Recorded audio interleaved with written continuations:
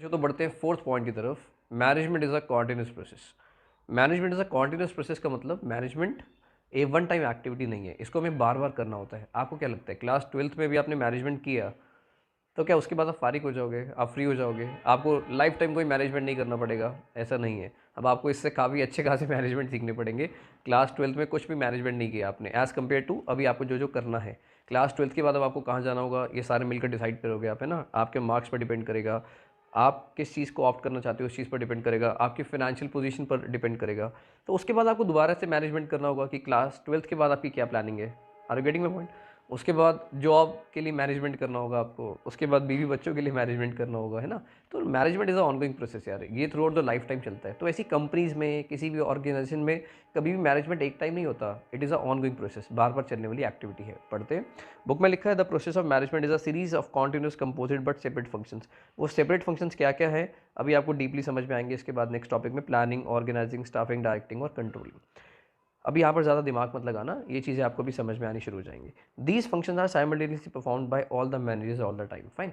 ये देखो एग्जाम्पल लो, आप एक बैंक में जाते हो, आप एक छोटा सा प्रोसेस होता है। आपको लेट सपोज किसी और बैंक का चेक मिला है, आपने वो चेक क्लियरिंग के लिए दिया। आपको क्या लगता है वो 2 घंटे के अंदर आपके पास पैसे आ जाते हैं? नहीं। अब उसके पीछे बहुत सारी एक्टिविटीज़ होती है जो काफ़ी सारे मैनेजर्स कर रहे होते हैं आपके चेक क्लियरिंग के लिए। फाइन। वो पहले यहाँ से लगेगा, आपके अकाउंट्स वेरीफाई, डिटेल्स वेरीफाई होती है, फिर जिसने वो चेक आपको दिया है उसकी वेरिफिकेशन होती है, उसके बैंक में वेरिफिकेशन होगी। फाइन। तो 2-3 दिन के बाद आपका चेक क्लियर होता है। तो दैट मीन्स मैनेजमेंट ऐसा नहीं है यार कि बहुत ही सिंपल एक्टिविटी है, बहुत मतलब एक ही बार करना है सिर्फ। Management is a series of composite and separate functions जो हमें बार बार करने होते हैं। Make sense? तो दैट मीन्स सारे मैनेजर्स कहीं ना कहीं मैनेजमेंट करते रहते हैं, करते रहते हैं। ये सिर्फ वो एक बार करके रुकते नहीं हैं। तो वही लिखा है these function are simultaneously performed by all the managers at all the time. Fine. एक के बाद एक प्रोसेस, एक के बाद एक काम करना है उनको, तो ये लगातार चलता रहता है। Got it? तो अभी हमारे 4 पॉइंट्स हो चुके हैं, एक बार फटाफट से रिवाइज कराओगे। First, management is a goal oriented process. Second, management is all pervasive. Third, management is multi dimensional. और फोर्थ अभी हमने क्या पढ़ा? जल्दी बताओ। Management is a continuous process. तो फिफ्थ पॉइंट पढ़ते हैं बच्चों, management is a group activity. आपको क्या लगता है? अच्छा, मैनेजमेंट एक सिंगल पर्सन कर सकता है, एक पूरा ग्रुप कर रहा होता है। कंपनी में बहुत सारे लोग काम कर रहे हैं बच्चों, है ना। तो कहीं ना कहीं मैनेजमेंट सबको मिलाकर किया जाता है। सबके एफर्ट्स को एक सिंगल डायरेक्शन में कन्वर्ट जब तक नहीं करेंगे हम लोग, तब तक अपने गोल्स को पूरा नहीं कर पाएंगे, है ना। अपने घर का एग्जाम्पल लो।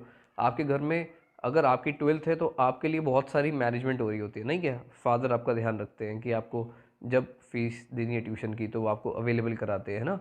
कोई अनइम्पॉर्टेंट काम वो आपसे नहीं कराएंगे, सिर्फ आपको बहुत एक्सट्रीम जब आपकी ज़रूरत होगी तब वो आपको बुलाएंगे, क्योंकि उन्हें पता है कि आप बोर्ड्स की तैयारी कर रहे हो, है ना। Same with the mother. Mother भी आपको सिर्फ तभी डिस्टर्ब करेंगे जब उनके लिए बहुत ज़रूरी हो जाएगा, है ना। वो भी अपनी एक्टिविटीज़ को मैनेज कर ही चल रहे हैं। क्यों? क्योंकि उन्हें पता है कि अभी हमारे बच्चे के लिए क्लास ट्वेल्थ का रिजल्ट बहुत ज़्यादा मैटर करता है। Are you getting? तो पढ़ना स्टार्ट करते हैं। क्या लिखा है?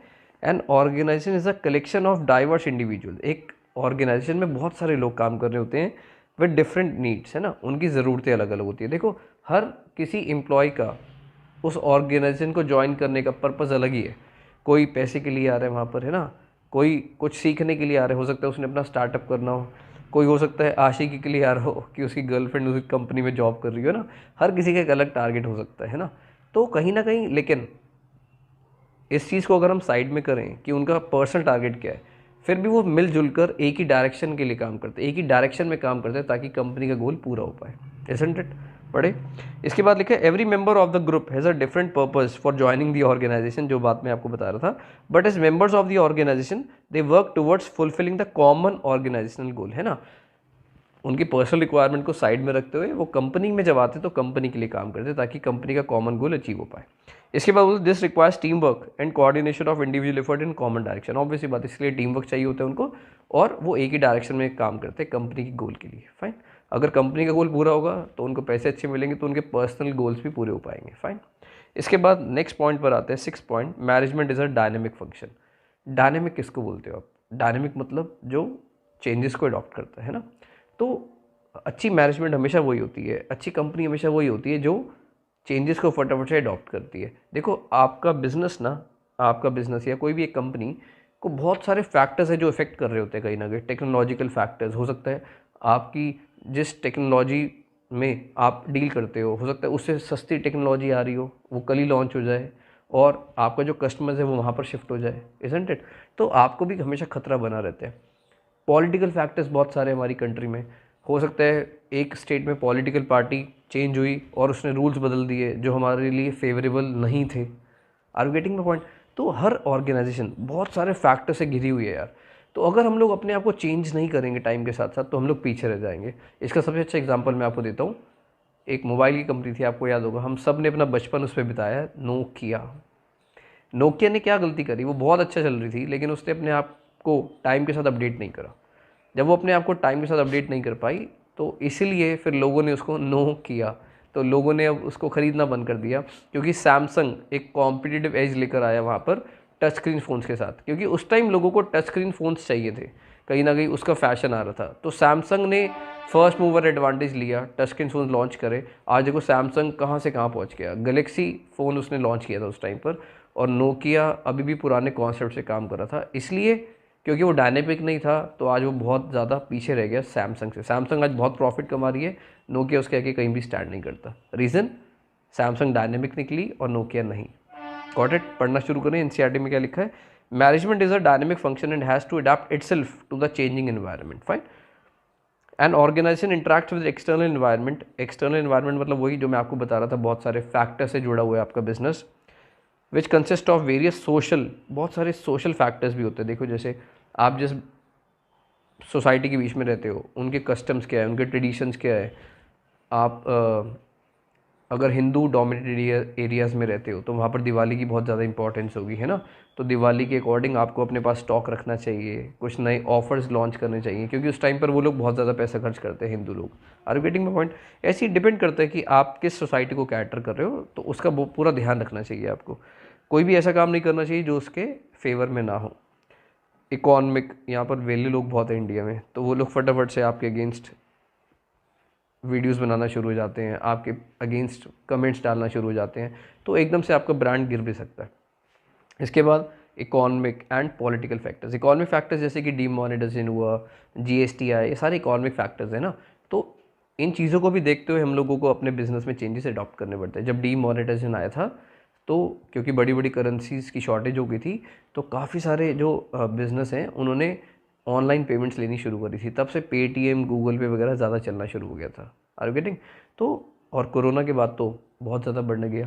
तो कोरोना के बाद भी देखो हम सब ने अपने आप को कहीं ना कहीं चेंज किया। वही रीज़न है कि आज हम लोग अच्छा सर्वाइव कर पा रहे हैं। Are you getting?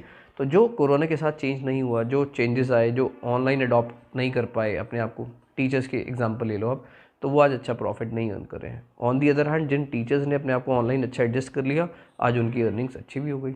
Are you getting? इसके बाद क्या बोलते हैं? एंड पॉलिटिकल फैक्टर्स, वो मैंने आपको एग्जांपल दिया था पॉलिटिकल फैक्टर का already. In order to be successful an organisation must change itself and its goals according to the needs of the environment. Fine. आपको अपने एनवायरनमेंट के अकॉर्डिंग नीड्स को देखकर अपने आप को चेंज कर लेना चाहिए, उसी में भलाई है, तभी आप लोग ग्रो कर पाओगे। यहाँ पर एग्जाम्पल याद रखना, मैकडी जो इंडिया में बहुत डायनेमिक रहता है, उसे पता है यार, एग्जाम्पल देता हूँ आपको, जब भी वो एड्स के थ्रू कन्विंस करता है ना, सस्ती डील में कन्वर्ट करता है, सस्ती डील से आपको कन्विंस करने की कोशिश करता है। उसका रीज़न पता है क्या? उन्हें पता है इंडिया की मार्केट है यार, इसको अगर डोमिनेट करना तो 20-30 रुपये में अंदर ले आओ पहले, और फिर उसको फिर अच्छा खासा बिल चिप दो। ये स्ट्रैटेजी इंडिया में चलती है। तो आप देखते हो जब आप 30 या 40 रुपये के ऐड से जब मैकडी जाते हो, क्या कभी इतना बिल आया आपका? नहीं। आप लोग बिल अच्छा खासा ही पे कर आते हो, जो एक नॉर्मल रेस्टोरेंट में पे कर आते हो। ये उनकी स्ट्रैटेजी होती है। Are you getting my point? तो एग्जाम्पल यहाँ पर मैकडी का दिया हुआ, the fast food giant made major changes in its menu to be able to survive in the Indian market. तो अपने मेन्यू में बार बार चेंज करता रहता है जो इंडियंस को अच्छा लग सकता है, जो सस्ते रेट पर होता है। फाइन। तभी इंडिया के लोग ऐड देखकर मैकडी में जाते हैं। इसके बाद है 7th point, management is an intangible force. Intangible का मतलब क्या होता है? क्या आपको लगता है मैनेजमेंट एक बिल्डिंग की तरह है, कोई टैंजिबल चीज़ है जिसको आप टच कर सकते हो? नहीं। लेकिन उसके रिजल्ट्स देखे जा सकते हैं कुछ टाइम के बाद। Are you getting? कभी मैनेजमेंट से मिलो क्या और वही मैनेजमेंट क्या हाल चाल है तेरे, सब बढ़िया, कभी गले मिलो मैनेजमेंट से? नहीं हो सकता। तो मैनेजमेंट एक इंटेंजिबल फोर्स है जो काम कर रही है और उसके रिजल्ट्स देखे जा सकते हैं। क्या आपको लगता है इस ऑर्गेनाइजेशन में मैनेजमेंट है? नहीं सर, बिल्कुल भी नहीं लगता। क्या आपको अब लगता है इस ऑर्गेनाइजेशन में मैनेजमेंट है? यस सर, ये तो बहुत अच्छी ऑर्गेनाइजेशन लग रही है, यहाँ पर लोग खुश लग रहे हैं, शायद यहाँ पर रिजल्ट्स भी काफ़ी अच्छे आते होंगे। तो देखो मैनेजमेंट एक इंटेंजिबल फोर्स क्यों है, क्योंकि उसके रिजल्ट्स एक्सपीरियंस करे जा सकते हैं कुछ टाइम के बाद। पढ़ना शुरू करते हैं, बुक में क्या लिखा है। Management is an intangible force that can not be seen but its presence can be felt in the way the organisation functions. जिस तरीके से ऑर्गेनाइजेशन काम कर रही है उसके रिजल्ट्स के द्वारा हम लोग मैनेजमेंट को देख सकते हैं कि यहाँ पर मैनेजमेंट है या यहाँ पर नहीं है। The effect of management is noticeable in an organisation where targets are met according to plans, employees are happy, जहाँ पर लोग खुश हैं, and satisfied, and there is no orderliness instead of chaos, fine. और जहाँ there is orderliness instead of chaos, जहाँ पर कुछ चाउस नहीं है, हर चीज़ ऑर्डर से हो रही है, हर चीज़ प्रॉपर एक फंक्शनिंग के थ्रू हो रही है, एक प्रॉपर स्केड्यूल है उस चीज़ का, फाइन। आप समझ रहे हो ना मेरी फीलिंग्स को। तो देखो किसी भी फैमिली में यार अगर लोग खुश हैं, है ना, आप एक दूसरे के साथ वो अच्छा कोऑर्डिनेट करके चल रहे हैं, तो मतलब वो जो हेड ऑफ द फैमिली है वो अच्छा मैनेज करके चल रहा है उस फैमिली को। अगर नहीं है तो उसका वाइस ही वर्सा, वहाँ पर मैनेजमेंट नहीं है। Got it. अगर सारे मेंबर्स एक दूसरे से लड़ते रहते हैं पूरे दिन, तो मतलब वो मैनेजमेंट नहीं कर पा रहा जो उसका हेड है फैमिली का। Are you getting my point. तो इसी के साथ हमारे फीचर्स होते हैं फिनिश।